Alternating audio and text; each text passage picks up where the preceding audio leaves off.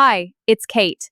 We're breaking down the single biggest reason why so many Texans are upgrading from permitless carry to a Texas LTC, and that reason is reciprocity. Your Texas LTC is honored in 37 other states. That's huge.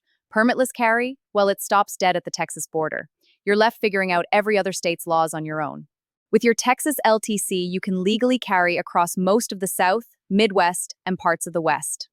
Without it, you're rolling the dice every time you cross a state line.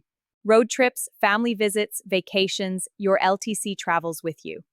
No more guessing what each state allows or worrying about whether permitless carry is even legal there. Always remember, even with reciprocity, you must follow the destination state's specific rules on where and how you can carry.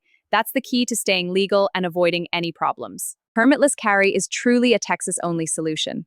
A Texas LTC gives you real freedom of movement the moment you leave the state because it actually travels with you. It's your interstate solution. Ready to get your Texas LTC? Start the online course today at your own pace at advancedtrigonometry.com. Range proficiency qualification? Just drop me a comment below and follow us for more great info.